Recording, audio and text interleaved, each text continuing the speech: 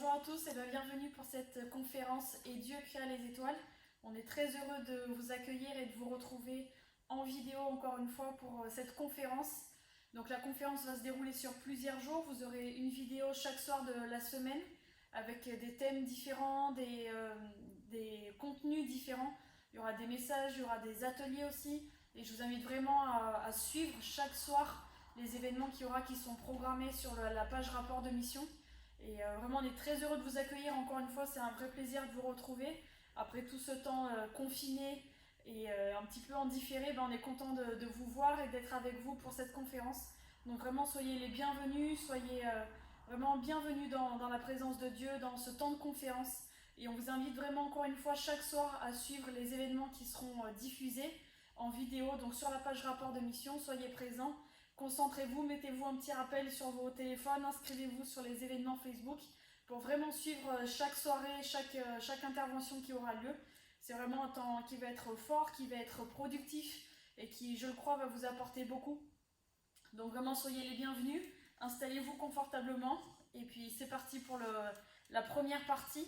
Donc le thème de la conférence, c'est « Et Dieu créa les étoiles ». C'est le titre qui a été donné. Et le titre du message de ce soir, c'est « Un temps marqué par toi ». Un temps marqué par toi. Comme Dieu a créé les étoiles pour marquer les temps de la nature, servir de repère aux voyageurs, aux navigateurs, Dieu nous a recréés en Jésus-Christ pour marquer notre époque et conduire les hommes à lui. Donc ça, c'est vraiment le thème de ce message qu'on va passer ensemble ce soir. Donc je vous invite vraiment à fermer les yeux, on va prier juste un instant pour remettre ce temps entre les mains de Dieu. Seigneur, je te remercie vraiment pour ta présence, Seigneur, pour qui tu es, pour ce que tu fais, pour chacun d'entre nous, Seigneur, pour ta vie donnée, Jésus-Christ. Je te remercie qu'on puisse se retrouver, Seigneur, dans ta présence pour ce temps de conférence, pour tous les soirs de cette semaine, Seigneur. Je te prie de vraiment nous disposer, Seigneur, et je remets chacun des participants entre tes mains, Seigneur, pour qu'on puisse vraiment vivre un temps à ta gloire, Seigneur, et je te prie de vraiment nous disposer, d'ouvrir nos cœurs, Seigneur, d'ouvrir nos oreilles et nos yeux, pour qu'on puisse voir et entendre, Seigneur, la parole que tu veux nous délivrer, les mots que tu veux donner à chacun, Seigneur, et je te prie que chaque personne, Seigneur, puisse recevoir vraiment la parole, Seigneur, qui est donnée pour lui. Et je te prie, Seigneur, de vraiment nous conduire, de nous guider en toutes choses, pour que ta parole, Seigneur, soit révélée et que toute la gloire te revienne, au nom de Jésus. Amen. Et donc le thème de ce message, je l'ai dit, c'est « Un temps marqué par toi ».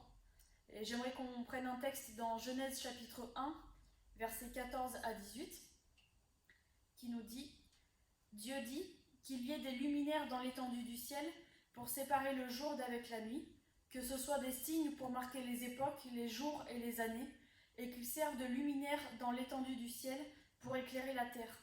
Et cela fut ainsi. Dieu fit les deux grands luminaires, le plus grand luminaire pour présider au jour, le plus petit luminaire pour présider à la nuit. Il fit aussi les étoiles. Dieu les plaça dans l'étendue du ciel pour éclairer la terre, pour présider au jour et à la nuit, pour séparer la lumière d'avec les ténèbres. Dieu vit que cela était bon. » Amen. Et on va juste lire un autre passage dans Marc chapitre 2 verset 27. Puis il leur dit, le sabbat a été fait pour l'homme et non l'homme pour le sabbat.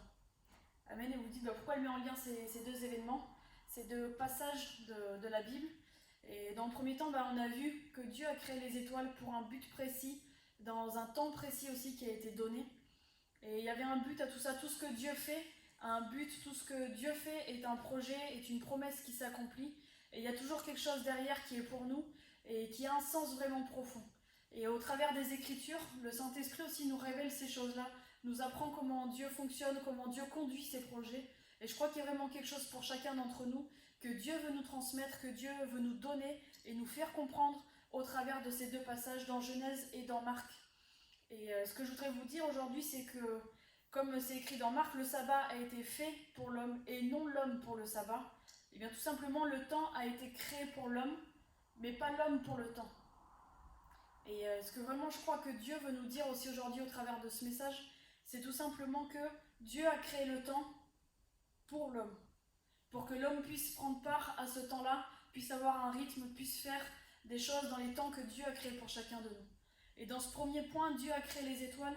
Je voudrais vraiment qu'on comprenne pourquoi est-ce que Dieu a agi de cette manière-là, quelle est la signification vraiment profonde pour nous. Et je crois que Dieu a fait de nous des étoiles. Dieu a créé les étoiles au départ, à la création de l'univers, à la création de la terre. Dieu a créé les étoiles pour marquer les temps. Pour marquer les temps et pour séparer le jour d'avec la nuit, pour séparer la lumière d'avec les ténèbres. Et c'est quelque chose qui est vraiment important et qui nous marque, qui parle à nos vies, qui parle à nos cœurs. Pourquoi? Parce que Dieu nous a créés comme Dieu a créé les étoiles pour marquer les temps. Et toi et moi, on a été créés pour marquer le temps dans lequel on est aujourd'hui, pour marquer notre génération, pour marquer l'époque dans laquelle on vit tout simplement. Et je crois vraiment que Dieu a un message pour toi aujourd'hui, un message qui est fort de sens. Et si tu le prends vraiment à cœur, tu vas pouvoir changer ta vie, trouver un sens aussi à ta vie, trouver un but pour ta vie, rentrer dans ta destinée et accomplir ce que Dieu veut que tu accomplisses dans ce monde pour cette génération. Et crois-moi, il n'y a pas de hasard dans ce que Dieu fait, il n'y a pas de hasard que tu sois là aujourd'hui en 2020 et que tu n'aies pas été là en 1910. C'est pas un hasard, Dieu ne fait pas les choses par hasard, il n'y a pas de théorie du Big Bang. Certains disent que c'est par un hasard que la Terre s'est créée, que l'univers a été créé. Mais moi, mon ami, je ne crois pas ça. Je crois vraiment que Dieu fait les choses justement très précisément. Et quand on regarde un petit peu plus en profondeur comment la création est, comment la création se comporte, quand on essaye de comprendre ce qui a été fait dans le cerveau humain, dans tout le corps, on n'arrive pas à percevoir la puissance de tout ce qui a été fait. On n'arrive pas encore à comprendre, à tout discerner. Parce que ce que Dieu fait est tellement grand, tellement puissant et tellement précis qu'on ne peut pas nier que ce n'est pas un hasard. Ça ne peut pas être un hasard. Et tu n'es pas un hasard non plus. Si Dieu t'a voulu aujourd'hui présent en 2020, assis dans ton canapé devant cette vidéo, ce n'est pas un hasard et je crois que Dieu veut te parler aujourd'hui. Dieu a un message pour toi. Amen. Et vraiment dans ce message-là, je veux vraiment qu'on comprenne que Dieu nous a créés pour marquer les temps.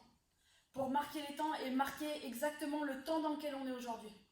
Et c'est vraiment ça la clé de ce message-là, de ce point-là, ce que je veux vous laisser ce soir. C'est vraiment ça, c'est que Dieu t'a créé pour marquer le temps de ta génération. Dieu t'a créé pour marquer l'époque dans laquelle on est actuellement aujourd'hui.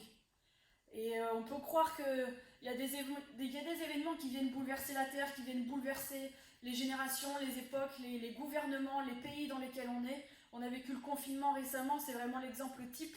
Ça a bouleversé le monde entier, toutes les populations ont été touchées, impactées par le confinement. Et c'est quelque chose qui a bouleversé le monde. Mais Dieu peut en tirer quelque chose et Dieu fait les choses précisément. Et comme on peut dire que le confinement a impacté la terre, crois-moi, tu peux impacter aussi la terre, tu peux impacter les populations, tu peux impacter cette génération et tu peux impacter le monde dans lequel Dieu t'a envoyé. Et c'est pas un hasard que Dieu t'ait envoyé dans cette époque-là, que tu sois né à l'année à laquelle tu es né. Des fois on dit ouais, je suis pas né à la bonne époque, j'aurais préféré naître dans les années 40, dans les années 70, au Moyen-Âge. Tu aurais peut-être cette pensée-là, mais crois-moi, c'est pas la bonne pensée. Tu es né à la bonne époque, au bon moment, au bon temps, parce que Dieu fait les choses précisément. Et si Dieu t'a envoyé aujourd'hui dans le monde, c'est qu'il y avait une bonne raison. Et Dieu t'a envoyé dans ce temps-là précisément pour que tu puisses marquer ce temps. Amen. Et comme je vous ai dit, Dieu a créé les étoiles dans l'étendue du ciel pour marquer les temps, pour marquer les époques, et certainement aussi pour marquer la différence entre le jour et entre la nuit, pour séparer la lumière d'avec les ténèbres. Et il y a encore un message qui est vraiment fort dans ce message-là. Dieu t'a créé pour briller, pour marquer la différence. Et c'est ce que Dieu a fait avec les étoiles. Dieu a créé les étoiles pour marquer la différence entre le jour et la nuit, entre la lumière et les ténèbres. Et crois-moi, toi aussi, tu as été créé justement dans ce but même précis de séparer la lumière d'avec les ténèbres et de faire la différence entre le jour et la nuit. Amen. Amen.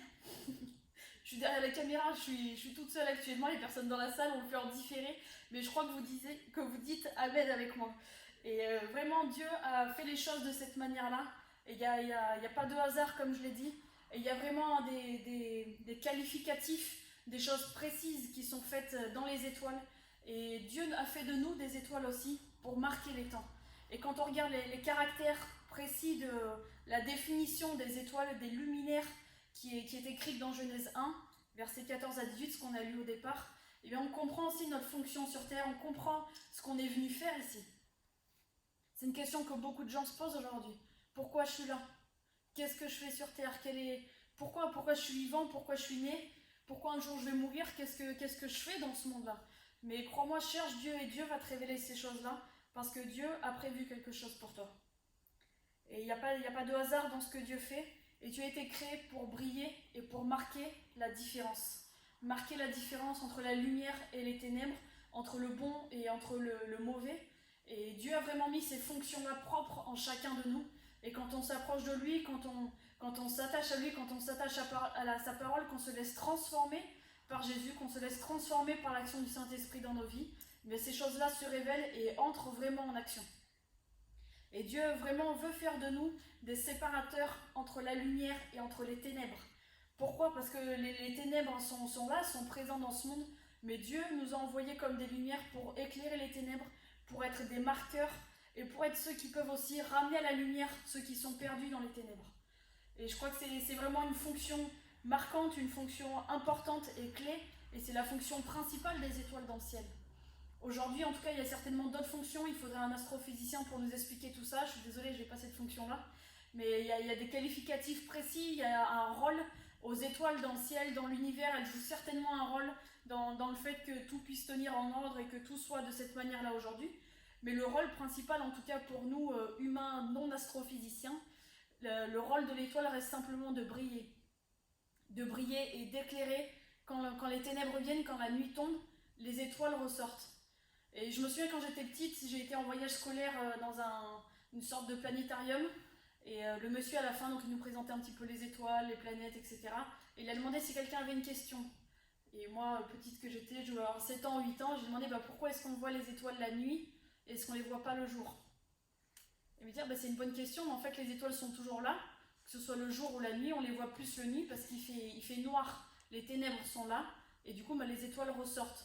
Et la journée, elles sont là aussi, mais la lumière du soleil est tellement forte que du coup, on ne voit pas les étoiles briller. Et je crois que le soleil, on peut aussi, dans cette image-là en tout cas, le représenter par la gloire de Dieu, par la puissance de Dieu et par Dieu lui-même. Dieu éclaire la terre, Dieu éclaire nos vies tellement fort qu'on est comme intégré à cette lumière. Parce que Dieu éclaire toutes choses et Dieu est la lumière de tous les temps. Il a fait de nous, il nous a créés à son image, de la même manière, de la même racine, de la même matière. Et on a été créé étoile et on a la même fonction. On a cette fonction de briller, d'éclairer et d'apporter la lumière là où sont les ténèbres. Et j'aimerais aussi appuyer sur le fait que dans la lumière, il n'y a pas de ténèbres. La lumière peut marquer la différence avec les ténèbres. Pourquoi? Parce qu'il n'y a pas d'ombre dans la lumière. Si vous prenez une allumette, que vous craquez l'allumette, vous verrez l'ombre sur le mur du bâtonnet de l'allumette, mais vous ne verrez pas l'ombre de la flamme. Parce qu'il n'y a pas d'ombre à la lumière. La lumière ne produit pas d'ombre. La lumière produit la lumière. Et la lumière écarte l'ombre. Vous voyez où je veux en venir? Et c'est notre but aussi, c'est notre fonction, c'est notre attribut principal en tant qu'étoile, en tant que lumière, d'éclairer les ténèbres, et ça fait reculer les ténèbres tout simplement. Quand la lumière s'allume, il n'y a plus de ténèbres, il n'y a plus, on y voit, on voit où on est, on voit ce qui se passe. Si on éteint les lumières aujourd'hui, qu'on ferme les fenêtres, qu'on s'enferme, il fera noir, mais à partir du moment où on va allumer la lumière, on va y voir clair, il n'y aura plus de ténèbres. Eh bien, les étoiles ont cette même fonction, et en Dieu nous avons cette même fonction d'écarter les ténèbres et de faire entrer la lumière tout simplement en étant illuminé, en brillant. Amen. Et c'est vraiment ce que Dieu a fait au travers de la création des étoiles et ce que Dieu a fait en te créant toi. Dieu t'a créé pour briller, pour marquer les temps et pour éclairer les ténèbres qui envahissent un petit peu le monde dans lequel on est aujourd'hui, qui envahissent des fois nos familles, qui envahissent des fois nos propres pensées. Et tu peux apporter cette lumière, tu peux briller autour de toi, dans ton entourage, dans ton école, dans ton travail, dans ta famille, peu importe où tu es, mais tu peux être cette lumière qui va écarter les ténèbres, qui va faire reculer les puissances des ténèbres aussi, parce que la lumière qui est en toi est une lumière divine, une lumière qui vient de Dieu et qui vient pour chasser les ténèbres, pour les écarter et pour apporter cette lumière qui permet de voir les choses comme elles sont et d'avoir un regard juste sur les choses. Amen. Et comme j'ai dit au départ, voilà, les étoiles dans le ciel aujourd'hui, on les utilise aussi pour se guider, pour naviguer. Les gens qui sont en mer connaissent les étoiles, savent se diriger, savent comment savoir s'ils sont dans la direction du nord, du sud, de l'est, de l'ouest, en regardant aux étoiles. En regardant où elles se situent, ils savent que telle étoile est dans le nord, ils peuvent la suivre. Si celle-ci va à l'est, ils peuvent la suivre pour aller dans cette direction. Et Dieu nous a aussi créés pour être des marqueurs de temps, pour être des guides, et pour aider aussi l'humanité à naviguer dans le bon sens, et à naviguer dans le sens qui nous ramènera au bras de Dieu et à son royaume. Et comme Comme le soir où Jésus est né, il y a une étoile qui s'est levée dans le ciel et les rois mages, les trois rois mages ont suivi cette étoile pour arriver jusqu'à Jésus. Et ils ont pu ensuite offrir les cadeaux, etc. On connaît l'histoire souvent contée lors du soir de Noël, mais qui est réelle et qui est une histoire palpitante en réalité. Ils ont suivi une étoile et cette étoile les a guidés à Jésus-Christ. Et je crois qu'aujourd'hui, c'est notre rôle aussi à chacun d'être cette étoile qui va guider les autres jusqu'à Jésus-Christ. Et c'est le rôle et la fonction primaire de l'étoile, c'est de briller et de donner une direction, de marquer les temps, mais aussi de diriger dans l'espace, dans l'univers dans lequel on est. On peut se guider avec les étoiles et nous, on doit être nous-mêmes des guides aussi pour les autres, pour les amener jusqu'à Jésus-Christ. Comme les mages ont été guidés par l'étoile pour arriver à Jésus-Christ, toi et moi, on peut être cette étoile qui va guider l'autre aussi jusqu'à la présence de Jésus-Christ, jusqu'à la croix et jusqu'à la rédemption, jusqu'au salut. Amen. Et dans les temps, dans l'histoire, dans tout ce qu'on est aujourd'hui, on est en 2020. Et pourquoi on est en 2020 aujourd'hui? Parce qu'il y a eu l'année 0.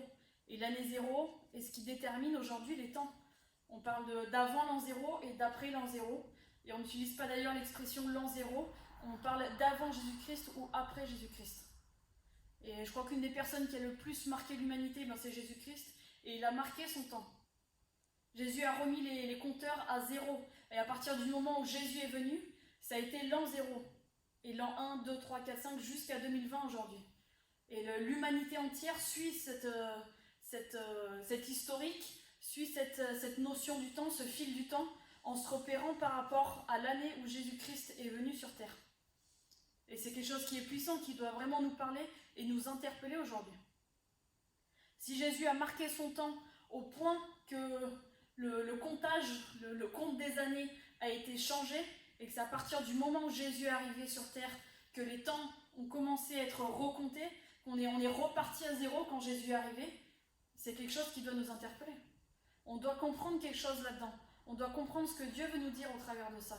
Et ça doit être aussi, on doit suivre l'exemple de Jésus, on doit être semblable au Maître, on doit être semblable à Jésus-Christ, mais Jésus a marqué son temps suffisamment pour qu'on commence à recompter les années à partir du moment où il est arrivé. Est-ce qu'on pourra en dire autant de nous? Et amen, je le crois, et je crois qu'on peut marquer suffisamment les temps pour qu'à partir de notre génération, on puisse dire, à partir de cette génération, il s'est passé ça, le peuple de Dieu s'est levé, et une grande génération s'est levée pour Christ, une grande génération s'est levée pour arracher le salut. Amen. Et je crois vraiment qu'on peut y arriver, on peut le faire parce que Dieu nous a recréés en Jésus-Christ pour qu'on puisse devenir semblable à lui. Dieu nous a donné la force, Dieu nous a donné les armes, Dieu nous a pardonné, Dieu nous a relevé de nos iniquités pour qu'on puisse vraiment se lever et être semblable à Jésus-Christ, pour qu'on puisse le ressembler au maximum de ce qu'on peut être et être semblable à lui pour aussi marquer les temps, pour aussi marquer notre génération et pour amener un grand nombre au salut, pour amener un grand nombre à la révélation de son nom, de qui il est. Et je crois vraiment aussi que c'est notre mission, ça fait partie intégrante de ce que Dieu veut pour chacun de nous. Dieu veut que nous puissions marquer les temps. Dieu nous a créés pour marquer la différence entre les ténèbres et la lumière, mais Dieu nous a aussi créés pour éclairer les ténèbres et ramener à la lumière ceux qui sont dans les ténèbres. Comme l'étoile a guidé les mages vers Jésus, nous aussi, Dieu veut nous utiliser pour ramener son peuple, pour ramener ses enfants perdus à lui. Amen. Et je crois sincèrement que c'est ce que Dieu veut nous dire. Et si on lit dans Matthieu 5, il y a aussi une mission pour nous, il y a aussi ce que Jésus a dit de nous. Et Dieu a dit de nous, Jésus a dit de nous, que nous sommes le sel de la terre et la lumière du monde. Et c'est des expressions qu'on utilise souvent, soyons le sel et la lumière. Soyons le sel et la lumière, nous sommes le sel de la terre et la lumière du monde. Mais il y a aussi quelque chose qu'on doit comprendre là-dedans et on doit prendre conscience de ces choses-là aussi. Si tu comprends et que tu arrives à capter réellement que tu es la lumière du monde, tu n'iras pas te cacher sous un pot. Tu n'iras pas te cacher derrière une couverture pour qu'on ne te voit pas. Parce que ta fonction même sera de briller, sera d'éclairer les ténèbres. En tant que lumière, le but de la lumière, ce qu'est une lumière, c'est d'éclairer. Il n'y a rien d'autre de plus que fait une lumière.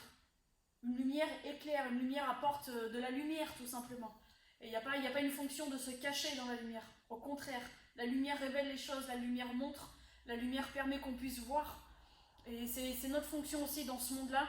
On doit être ceux qui vont pouvoir être cette lumière pour pouvoir montrer, pour pouvoir apporter la vérité, pour pouvoir lever le voile, lever ce qui bloque, lever les ténèbres qui bloquent la vue, qui bloquent notre champ de vision et nous permettre aux autres aussi de voir la vérité, de voir Jésus-Christ, de voir ce qu'il a accompli pour chacun de nous et conduire chacun à rentrer vraiment pleinement en Jésus-Christ et à comprendre l'étendue de ce qu'il a fait, l'étendue de sa puissance et l'étendue de son royaume qui est devant nous.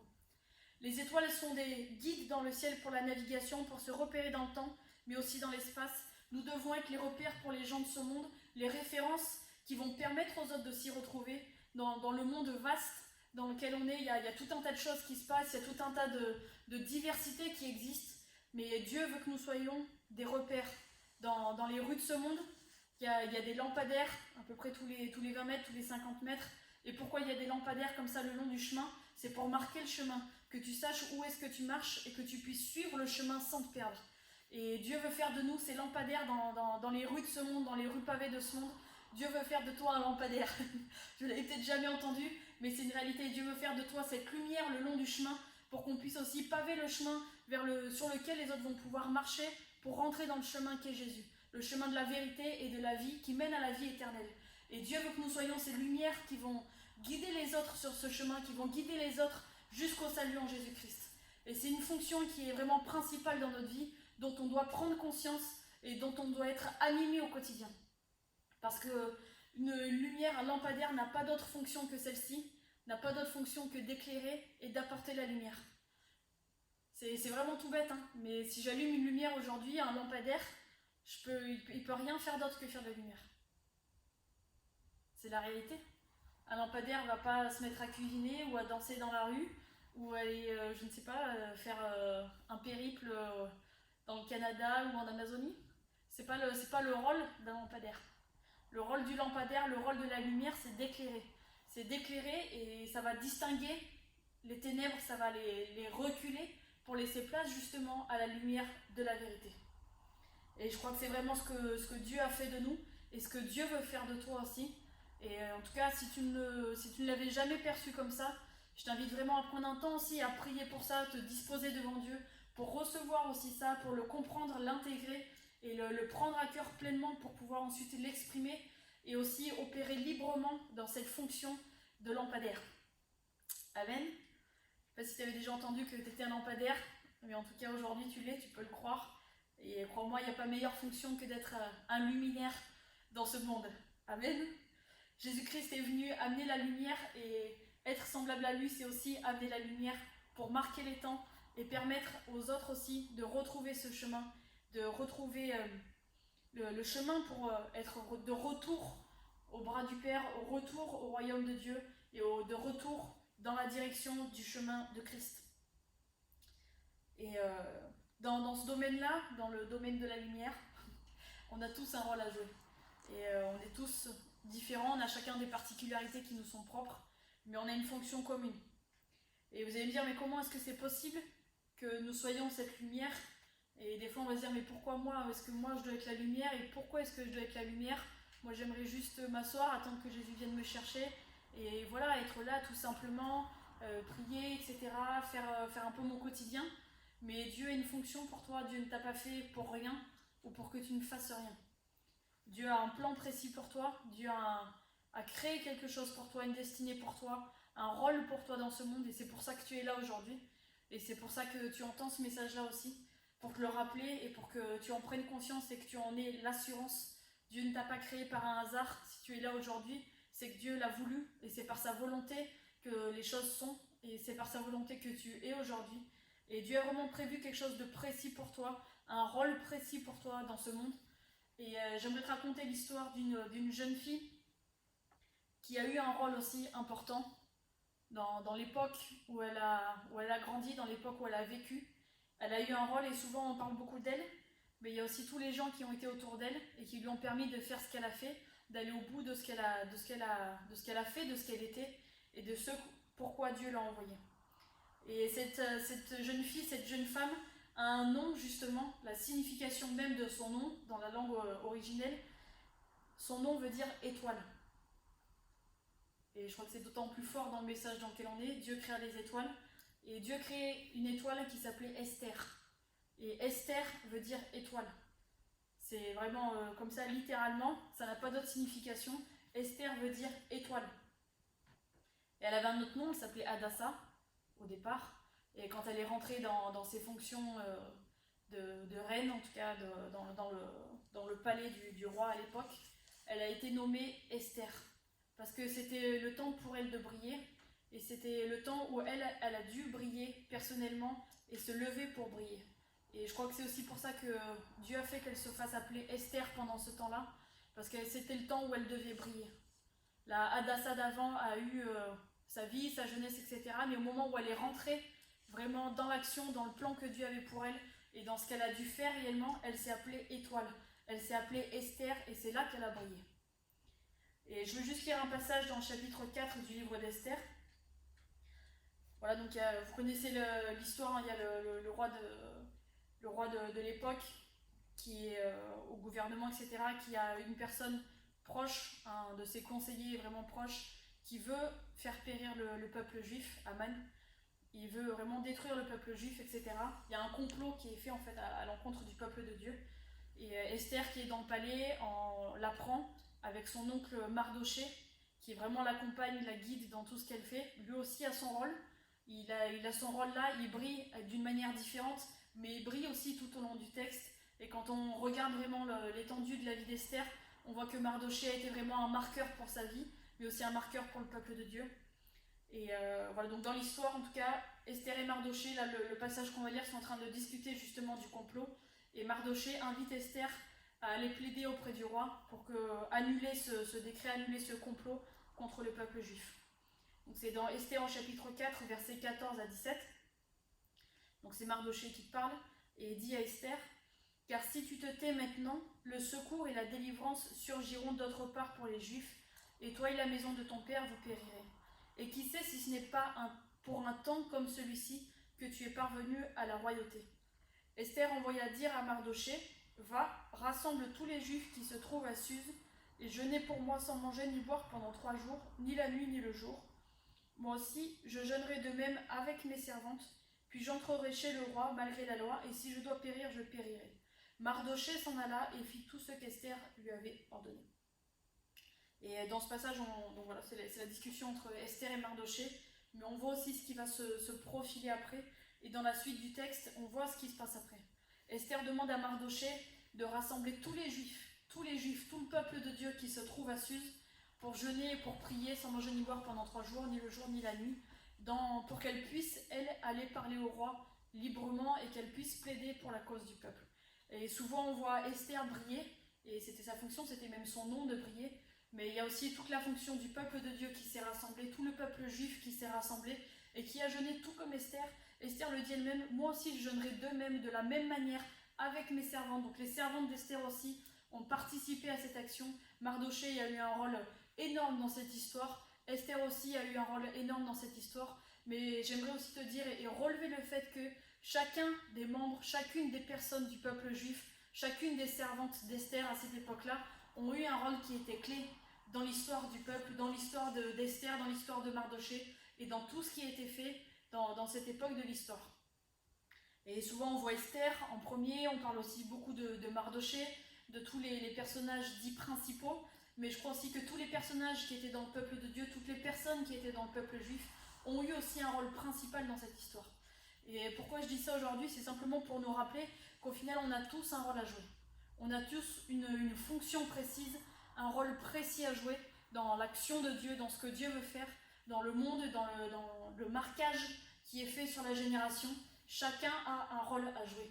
Et chacun a un rôle à jouer, mais chacun a un rôle à jouer qui est différent. Le rôle d'Esther était d'être devant, d'être au premier rang, d'aller toquer à la porte du roi, d'aller le voir, d'aller plaider. Mais le rôle de tout le peuple était d'être là, de jeûner, de prier, de la soutenir dans la prière, de la soutenir devant Dieu, et de jeûner, de se remettre entre les mains de Dieu, et de la remettre elle aussi entre les mains de Dieu, pour qu'elle puisse agir et pour qu'elle puisse accomplir sa fonction de briller.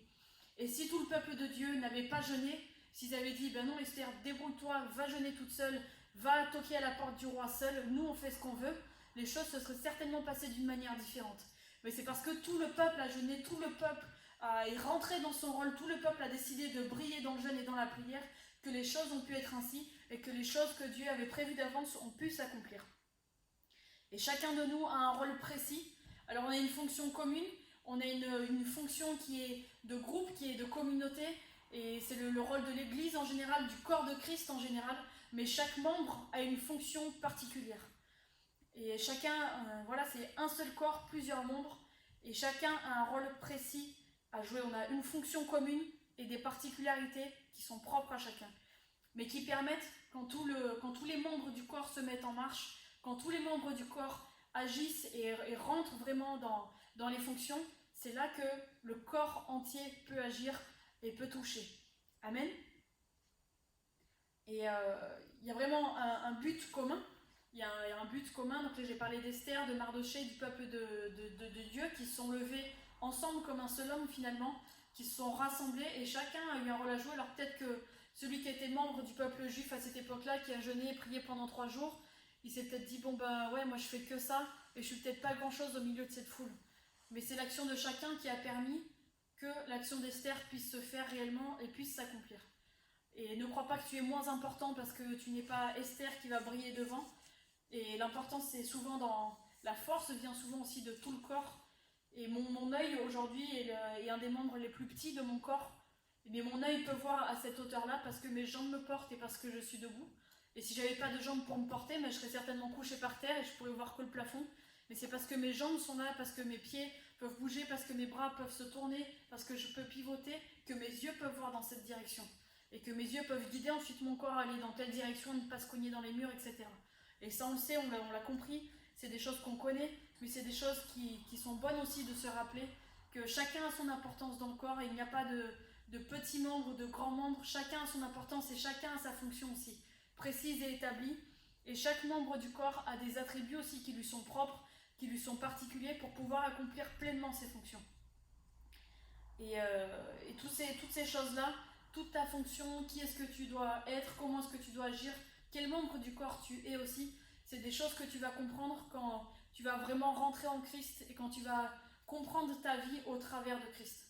Il y a un verset dans Colossiens, enfin 3 versets dans Colossiens du verset 1 au verset 4 qui disent « Si donc vous êtes ressuscités avec Christ, cherchez les choses d'en haut où Christ est assis à la droite de Dieu. Attachez-vous aux choses d'en haut et non à celles qui sont sur la terre, car vous êtes morts et votre vie est cachée en Christ avec Dieu. Quand Christ, votre vie, paraîtra, alors vous paraîtrez aussi avec lui dans la gloire. Nous étions morts, nous sommes ressuscités avec Christ, qui est notre vie, et c'est en lui et par lui seul que notre vie peut être lumière, peut éclairer, peut faire reculer les ténèbres, parce que c'est Christ en nous, l'espérance de la gloire. C'est Christ en nous qui va apporter cette lumière, qui va apporter cette espérance, et qui va faire de toi ce que tu devras être pour pouvoir porter toutes ces choses-là. Et vraiment, mon souhait, c'est que chacun puisse vraiment se confier en Christ, puisse comprendre que ta vraie nature est en Christ, et elle est révélée par Christ, elle est révélée par Christ en toi. Et c'est Christ en toi, là, la puissance de Jésus-Christ en toi, qui va faire ressortir tout ce que toi tu dois être, tous les attributs, toute la nature divine que Dieu a mis en toi, tous les talents, les dons, tout ce que tu sais faire, tout ce que tu es dans ton savoir-être, dans ta vision des choses, tout ce que Dieu a déposé en toi va être révélé, va être remis en lumière par Christ en toi. Et c'est la nature de Christ en toi qui va révéler tous tes attributs, toutes les forces, tous les dons, tous les talents, toutes les armes que Dieu t'a données pour accomplir ce que tu devras accomplir sur cette terre, dans le temps dans lequel tu es né, pour marquer les temps, pour marquer la génération dans laquelle tu es né.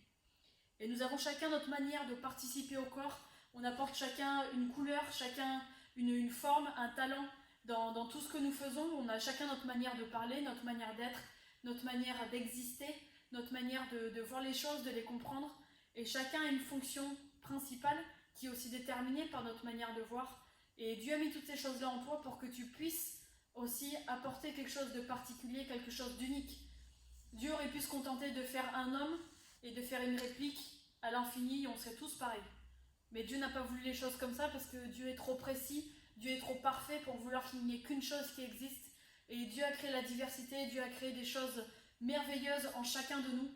Et Dieu a mis des talents, des spécificités, des traits de caractère précis en chacun de nous parce que nous avons chacun une fonction précise. On a ce but commun d'éclairer, d'être la lumière. Et ça, c'est propre à chacun, mais on a chaque lampadaire a sa propre forme. Et il y a un but aussi à tout cela. Et ce but-là, je t'invite vraiment à le chercher en Dieu, dans sa parole, et à comprendre qui est-ce que Dieu veut faire de toi, qu'est-ce que Dieu veut utiliser en toi pour apporter toutes ces choses-là. Et vraiment, je veux vraiment rappeler ça. On est tous différents, on a une fonction commune et des propriétés, des particularités qui nous sont propres, mais toutes ces particularités doivent être utilisées pour propulser en avant la force du corps et notre fonction commune. Amen. Et voilà, donc j'arrive au terme de mon message. Je veux vraiment qu'on puisse garder ces choses-là en tête. Dieu a créé les étoiles pour marquer les temps. Dieu nous a créés pour briller, pour marquer la différence entre les ténèbres et entre la lumière. Et pour être aussi la lumière qui va guider ceux qui sont dans les ténèbres vers la lumière qui est Jésus-Christ. Et nous avons tous un rôle à jouer, tous une fonction commune, d'être cette lumière, de briller pour les nations, pour les ramener vraiment à Dieu. Et n'oublions pas que nous sommes un seul corps, une seule unité qui fonctionne ensemble. Il y a plusieurs membres, mais un seul corps, un but commun, une fonction commune et des particularités qui nous sont propres, mais qui doivent nous aider à fonctionner ensemble et non pas à nous écarter. Et je veux vraiment simplement terminer par la prière et vraiment vous remettre aussi entre les mains de Dieu et vraiment vous simplement prier pour que vous puissiez prendre conscience de ces choses-là, être affermis dans vos fonctions et qu'on puisse aussi toujours garder en tête notre but qui est commun et qui doit nous unir aussi et non pas nous écarter, nous pousser à nous comparer les uns les autres. Dieu a fait nos différences pour nous unir et pour nous donner la force nécessaire pour accomplir ce qu'on doit faire et pour marquer le temps, pour marquer notre génération dans laquelle nous sommes. Seigneur Dieu, je veux vraiment te remercier pour chacune des personnes qui a suivi ce message. Seigneur, je veux vraiment te remercier pour ta parole, pour ce que tu as mis en nous, Seigneur, pour l'amour que tu as pour nous, qui t'a porté, Seigneur, à nous créer, à nous concevoir de la manière dont nous sommes, Seigneur. Et je te prie de vraiment nous aider, Seigneur, à comprendre ce que nous sommes, à comprendre les fonctions que nous avons, Seigneur, et à les accepter pleinement, Seigneur, pour pouvoir les utiliser, Seigneur, et les utiliser à bon escient, Seigneur, à les utiliser pour le corps de Christ, à les utiliser, Seigneur, pour aider nos frères et sœurs à fonctionner, pour fonctionner tous ensemble, Seigneur, et à marcher, Seigneur, dans un même but, d'un même cœur et d'un même esprit, Seigneur Dieu. Je veux vraiment te remettre chacune des personnes, Seigneur, qui écoutent ce message, qui est interpellée, Seigneur, par ce qui a été dit, interpellée par ta parole. Et je te prie, Seigneur, que chacune de ces personnes puisse être vraiment un marqueur, Seigneur, dans le temps dans lequel nous sommes, que chacune des personnes puisse être cette lumière qui brille, cette étoile, cette Esther qui va briller, Seigneur, pour la génération dans laquelle nous sommes, pour marquer ce temps, Seigneur, et qu'on puisse vraiment être à la hauteur de ce pourquoi tu nous as prévus, Seigneur, être à la hauteur pour accomplir, Seigneur, ce pourquoi tu nous as envoyés sur cette terre. Je te prie, Seigneur, de vraiment nous guider, de nous construire, de nous faire grandir en toi, Seigneur, pour qu'on puisse prendre pleinement part, Seigneur, à l'œuvre à laquelle tu nous as appelés et à utiliser pleinement toutes les fonctions, Seigneur, tous les attributs que tu nous as donnés en tant que lumière, en tant qu'étoile, Seigneur, pour briller, Seigneur, dans les nations, pour briller, Seigneur, dans les peuples dans lesquels nous vivons. Et je te prie, Seigneur, de vraiment faire de nous cette lumière, Seigneur, qui va briller pour amener un grand nombre, Seigneur, au salut, Seigneur, et les retirer, Seigneur, de la perdition pour qu'ils puissent retrouver le chemin qui mène à la vie, Seigneur, le chemin qui mène à la vie éternelle en toi, Jésus-Christ. Je veux vraiment te remercier, Père, te remercier, Saint-Esprit, te remercier, Seigneur Jésus-Christ, pour ton œuvre, pour tout ce que tu as fait pour nous, pour tout ce que tu as mis à l'intérieur de nous, qui nous permet, Seigneur, de prendre part pleinement à ton œuvre, de prendre part pleinement, Seigneur, à tes projets. Je te remercie, Seigneur, pour ton amour, pour l'amour que tu as pour chacune des personnes présentes, pour chacune des personnes, Seigneur, qui regardent cette vidéo, ce film, Seigneur, et je te prie de vraiment les bénir, de les conduire en toi, Seigneur, de leur parler et de vraiment les affirmer, Seigneur, dans leur fonction d'étoile, Seigneur, et de briller, Seigneur. Je te remercie pour ta vie donnée, Seigneur, pour tout ce que tu as fait pour chacun de nous, qui nous permet, Seigneur, d'être recréés en toi, à ton image, pour pouvoir accomplir, Seigneur, le but que tu as pour nous, pour accomplir la destinée, Seigneur, que tu as créée pour nous. Et je te prie, Seigneur, de nous guider en toutes choses et que vraiment ta volonté soit faite, Père, au nom de Jésus. Amen. Et merci à tous, en tout cas, d'avoir suivi ce message, d'avoir été avec nous. Je prie vraiment que Dieu vous bénisse encore cette soirée. Gardez ce message-là en tête, restez concentrés aussi sur ce que vous avez reçu, sur ce que vous avez perçu dans ce message. Allez chercher dans la parole de Dieu ce qui vous concerne. Allez chercher en Christ votre identité et continuez de briller. On se retrouve en tout cas demain soir pour un prochain message qui va être aussi fort parlant. Et vraiment partagez ce message autour de vous, partagez l'information aussi sur la conférence autour de vous. Et on se retrouve demain soir du coup pour la suite de la conférence. À très bientôt, soyez bénis.